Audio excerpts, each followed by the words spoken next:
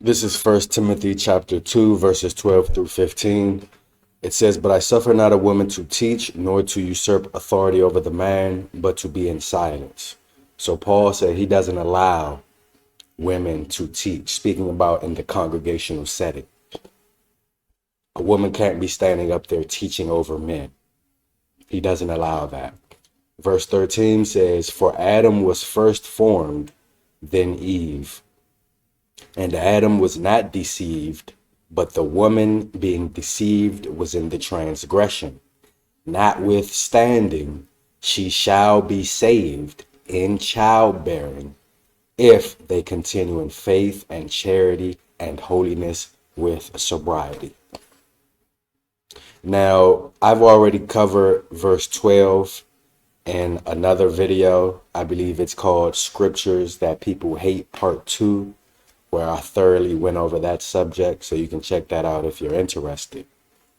But I'm focusing in this video on verse 15, where it says that women are saved in childbearing. Now, we've been talking about the fact that women are owned by their husbands and that their duty is to bear good fruit for their husbands, for his lineage and his bloodline. Because as it says in 1 Corinthians chapter 11, verse 9, the woman was literally created for the man, but the man was not created for the woman. So the woman was created for this purpose. This is the foundation that this verse here, 1 Timothy chapter 2, verse 15, is founded on. So women achieve salvation by bearing children, as long as they continue in faith and charity, or love, we could say, and holiness with sobriety. In other words, they have to fulfill the role that the Most High gave to them, because the Holy Scriptures are to be followed operationally, not the spookism that we see in modern religions today under the name of Christianity.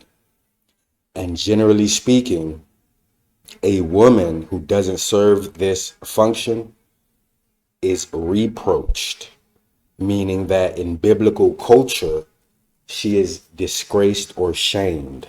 And that's the Hebrew word cherpa, as we see here. You can see it's reproach. It's usually rendered as reproach in English.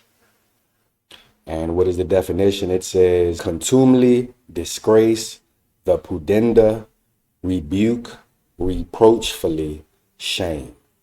Being married and having children is supposed to be the operation of a woman.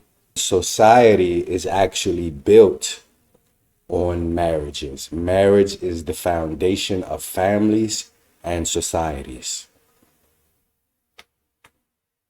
Therefore, marriage is the foundation of the Most High's people as well. As it says here in Genesis chapter 30, verses 23 and 22, it says, "And God remembered Rachel, and God hearkened to her and opened her womb. And she conceived and bare a son, and said, God hath taken away my reproach." So she understood that it was a reproach, it was a shame, it was a disgrace for her to not be able to bear fruit from her body for her husband. But the Most High had mercy on her, and she was able to bear, as we know, Joseph as well as Benjamin. We're in 1 Samuel chapter 1, starting at verse 4. It says, "And when the time was that Elkanah offered," Elkanah is the Levite who is the father of the prominent prophet Samuel. It says, "He gave to Peninnah his wife and to all her sons and her daughters portions. But unto Hannah he gave a worthy portion, for he loved Hannah, but the Lord had shut up her womb." So Hannah is not able to produce children at this time for Elkanah. Verse 6 says, and her adversary also provoked her sore for to make her fret because the Lord had shut up her womb. So her sister wife, Peninnah, teased her about that. So they had conflict. She teased her because she could not produce children for Elkanah.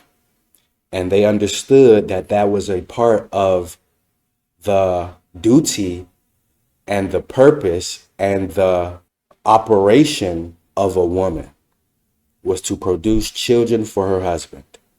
Verse 7 says, and as he did so year by year, when she went up to the house of the Lord, so she provoked her. Therefore she wept and did not eat. So again, she had a tumultuous relationship with Elkanah's other wife, Peninnah, who teased her for not being able to produce children. But in verse 11, which is later on in the same chapter, it says, and she vowed a vow and said, O Lord of hosts, if thou wilt indeed look on the affliction of thine handmaid, and remember me and not forget thine handmaid, but will give unto thy handmaid a man child, then I will give him unto the Lord all the days of his life, and there shall no razor come upon his head. And we know that the Most High answered her prayer and allowed her to have Samuel, who is a male. Notice how she specifically asked for a male, because she understands that a man child is going to continue in the legacy of their father. So she understood that Samuel is to continue in the legacy of his father Elkanah, and Samuel would be a lifelong Nazirite. So he had those long locks flowing from his head, just like many other people in Hebraic culture and in Hebraic society. So she understood that it was a shame, it was a disgrace for her to not be able to produce children. It was a reproach. This is Luke chapter 1. This is the story where Gabriel, the angel, was telling Zacharias that he would have a child, which would be John the Baptist. And in verse 18, it talks about how Zachariah asked the angel, how will I know this is true? Because we're both old. And then the angel Gabriel went on to tell him in verse 20, you're going to be dumb and not able to speak until these things come to pass because you didn't believe my words, etc.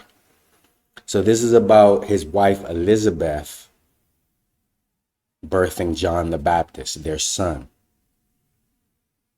And as it says in verse 24, it says, and after those days, his wife Elizabeth conceived and hid herself 5 months, saying, thus had the Lord dealt with me in the days wherein he looked on me to take away my reproach among men.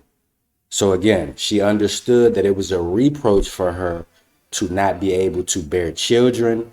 But now in her older years, the Most High has allowed her to bear children and took away that disgrace, took away that reproach, took away that shame from her. And the Greek word there is onidos, which is basically the Greek equivalent of the Hebrew term kerpa that we already went over, which means a shame, a reproach, a disgrace.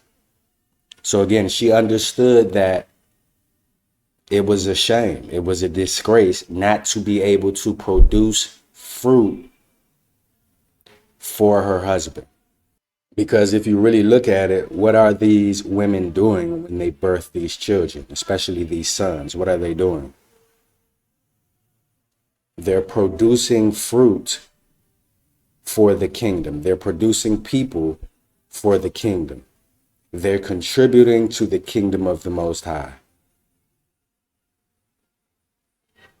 They're producing soldiers for the Most High's army.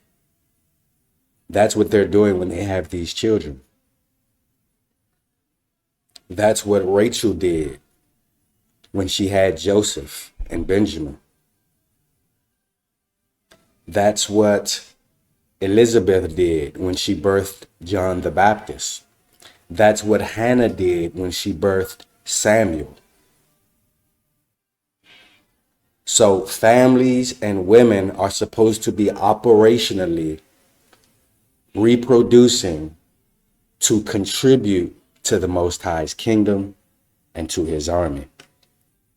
As it says here in Isaiah chapter 4, verse 1, this is a prophecy for the end times.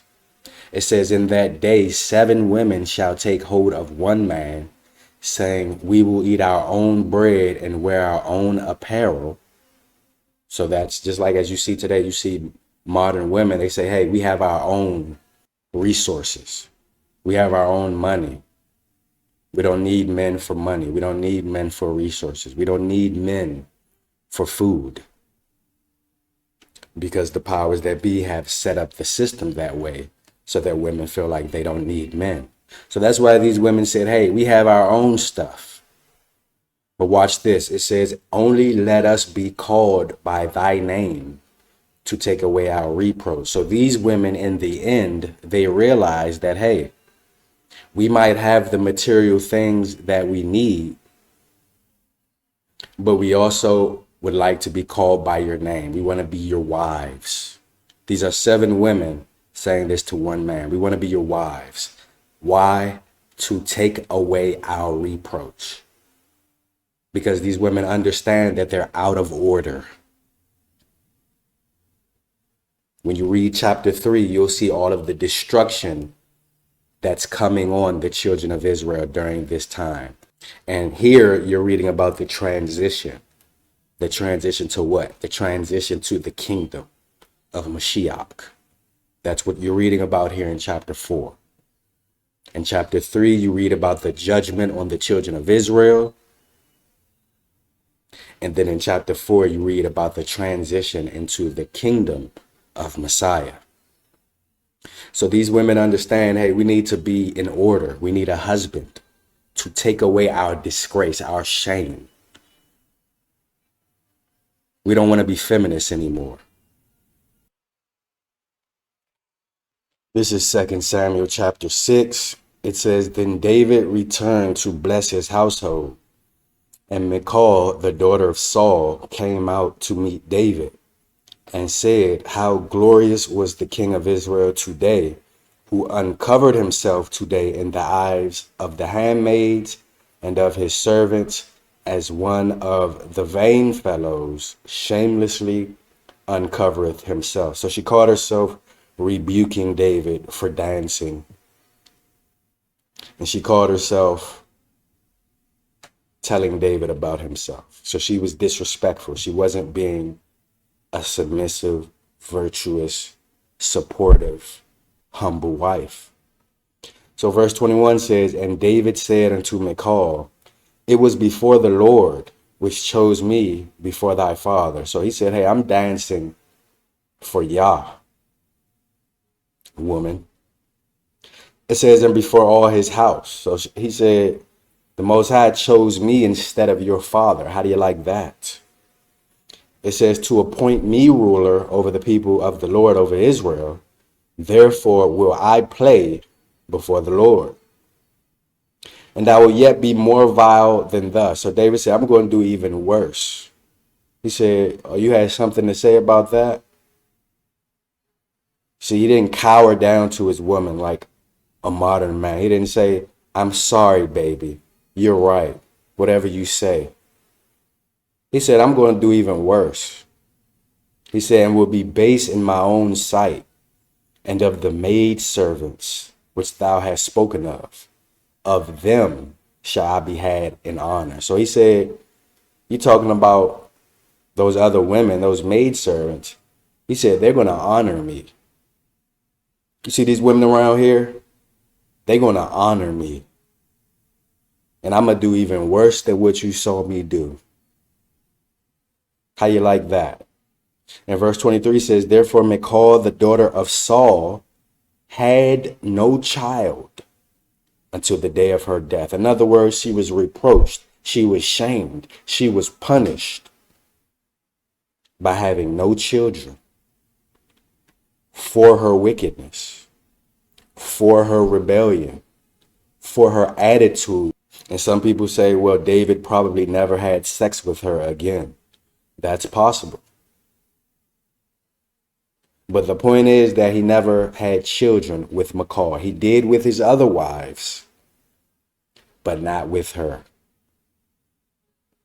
And the reason why it says, therefore, she had no child until the day of her death, it's letting you know, it's making it clear that that was the result of her actions. That was a punishment for Michal, because a woman is supposed to reproduce with her husband to serve his lineage, and most importantly, to serve the Most High. Because as I've already talked about, the saints are supposed to bear good fruit, be fruitful and multiply, systematically produce people for the kingdom of Yah. That's why the Bible says things like this in Leviticus chapter 20.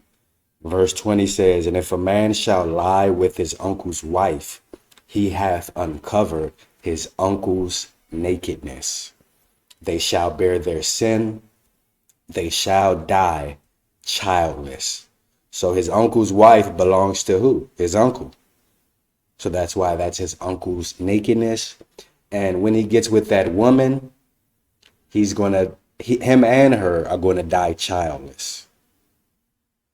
Verse 21 says, and if a man shall take his brother's wife, it is an unclean thing. So this is not talking about the Levirate law.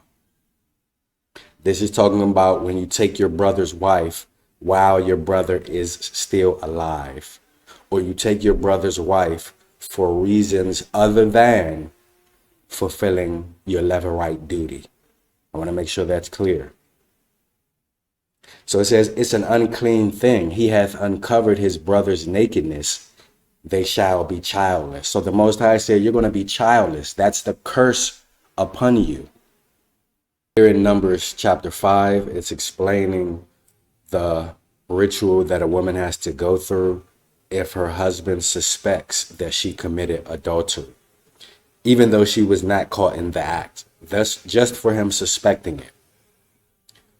With that being said, I'm not going to go through the whole chapter or the whole ritual, but she does have to drink a concoction, and it'll explain to you here what the concoction will do. Verse 27 says, and when he hath made her to drink the water, then it shall come to pass that if she be defiled, so that means if she did commit adultery and have done trespass against her husband, that the water that causeth the curse shall enter into her and become bitter, and her belly shall swell, and her thigh shall rot, and the woman shall be a curse among her people.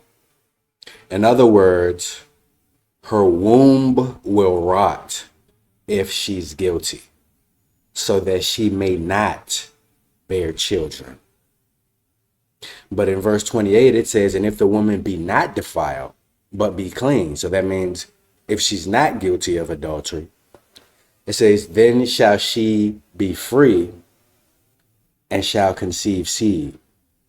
In other words, if she did not commit adultery against her husband, she can continue and have children. So if she's guilty, she won't be able to have children. Her womb will rot, and she'll be considered a curse, or you could say a reproach, a disgrace, a shame among her people. But if she is not guilty, then she'll be fine. She can go on to conceive seed normally, have children normally. So we've been reading about how it's a woman's shame, it's to her disgrace, it's to her reproach not to be able to bear children. And how people who commit certain sexual acts that are illegal biblically are not able to have children, or are considered to be childless. They're told that they'll die childless. And that's a promise from the Most High. We see women who are guilty of adultery, not being able to go forth and have any more children.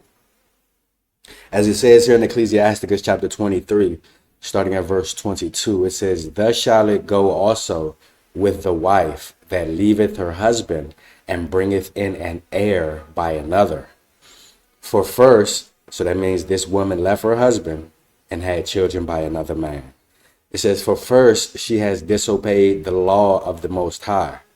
And secondly, she hath trespassed against her own husband. And thirdly, she has played the whore in adultery and brought children by another man." And we have many women doing that in today's time. They call themselves divorcing their husband, and then they go with another man and have children. Verse 24 says, "She shall be brought out into the congregation, and inquisition shall be made of her children." So they're going to find out what's going on with your children. Who are these children? Who is their father? What's their pedigree, etc. We need to know where these children come from. It says, "Her children shall not take root, and her branches shall bring forth no fruit." In other words, those children are cursed, is what that's saying here. It says, "She shall leave her memory to be cursed, and her reproach shall not be blotted out." So she has what? Reproach, as we already went over. Why? Because she played the whore. Verse 27 says, "And they that remain shall know that there is nothing better than the fear of the Lord, and that there is nothing sweeter than to take heed unto the commandments of the Lord." So in other words, these children are considered to be cursed, and may, in fact, depending on what context or what period you lived in, may have in fact been put to death. It says here in Deuteronomy chapter 23, verse 1, it says, "He that is wounded in the stones, or hath his privy member cut off, shall not enter into the congregation of the Lord."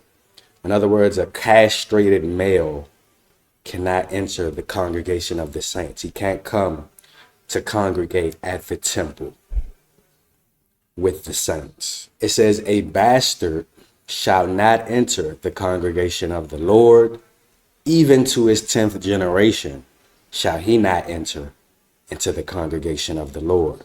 When it says a bastard, that's someone who's born of illegal sex.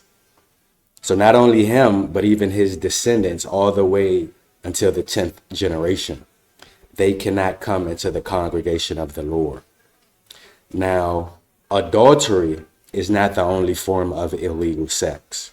There are many other forms of illegal sex, and they don't all carry the same punishment. However, what is to be understood and made clear is that someone who is a bastard, someone who is a mamzer, is the Hebrew word. If you're a mamzer, you can't come to the congregation of Yah. So after Adam and Eve were expelled from the Garden of Eden, and after Cain killed Abel, they produced a son named Seth. And Genesis chapter 4, verse 26 explains that after Seth was born, men began to call on the name of Yah. Because it was through Seth, who himself had a son named Enos, that the chosen bloodline would continue to perpetuate itself, eventually leading all the way to the Messiah. So the woman is saved in childbearing. The word bearing means carrying. In other words, the woman carries the man's child, the man's seed, in her womb. She is the vehicle that the man's seed uses to enter the world and to propagate itself. So just like Eve, who bore Seth, which means she carried Seth in her womb, just like Rachel, who bore Joseph, just like Elizabeth, who bore John the Baptist, just like Hannah, who bore Samuel, etc. They are bearing children for the kingdom. So wrapping this up, women are saved by operating in righteousness and fulfilling the function that the Most High has prescribed for them, including having faith in Messiah, being submissive wives, and virtuous mothers, to produce fruit for their husbands, to prosper their bloodlines and build the kingdom. That's being a help meet, which means suitable helper. Because as we know, the children belong to the man, according to the Bible. And that's why, generally speaking, no man should be paying single mom support. Child support. No man should be paying that. As it says here in Deuteronomy chapter 24, starting at verse 1, it says, when a man hath taken a wife and married her, and it come to pass that she find no favor in his eyes, because he hath found some uncleanness in her, then let him write her a bill of divorcement and give it in her hand and send her out of his house. You see what happens when a man divorces his woman? He gives her a bill of divorce and sends her away by herself. She leaves. It's his house. It's his children. He stays home. He's the father. Those children belong to him, according to the Bible. And that's also why when you read in Joshua chapter 7, Achan, who stole items that he wasn't supposed to touch, when he was put to death for his sin, they also killed his children. And remember, his sin was not adultery or some sexual sin like that. So the reason they killed his children was not because they were bastards. It was not because they were children of fornication. It was not because they were mamzers. No. They killed Achan and his children and his animals, etc., because all of those things were his property. They belonged to him. And that's why in Job chapter 1, when Satan told the Most High that the only reason why Job is obeying you, is so righteous, is because you bless him so much, the Most High told Satan, fine, you can touch everything that Job has, just don't touch Job. Go read that in Job chapter 1. So Satan was allowed to touch, to affect, to put his hands on, to disturb, to destroy everything that belonged to Job. And what did Satan do? Killed his children. Killed his animals, destroyed his property, and killed his children. Why? Because his children belong to him. Remember, biblical culture is patriarchal. The Bible is patriarchal. The structure that the Most High set up for the family is patriarchal. That's why in Psalm chapter 128, verses 3 through 4, it says, thy wife shall be as a fruitful vine by the sides of thine house, thy children like olive plants round about thy table. Remember, everything belongs to you. It's your house. That's what it says here. It says thine house. It's your property. It's your table. But your wife and your children are assets. They're contributing, they're blessings, they're additional blessings. A fruitful vine is producing good fruit for your household. That's what your wife is.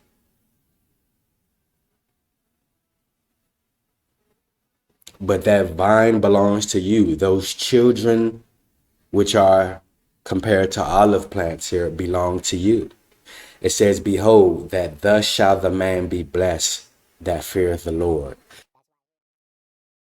That's why here in 1 Timothy chapter 3, verses 4 and 5, speaking about a man who is to have rulership in the congregation of the saints, in the assembly, it says he must be one that ruleth well his own house, having his children in subjection with all gravity. So the man is supposed to rule his house, and those children are his. They're supposed to be obedient to him, not some feminist that thinks the children belong to her because the Western government family court system told her that she has full custody. And just to be clear, women do have authority over their children, but not more than the father. So the father is the head. If the woman says, hey, I want the children to do X, and the father says, I want the children to do Z, the children have to do Z. They're his property at the end of the day. That's why in Deuteronomy chapter 25, verse 5, speaking about the Levirate marriage, it says, if brethren dwell together and one of them die and have no child, the wife of the dead shall not marry without unto a stranger.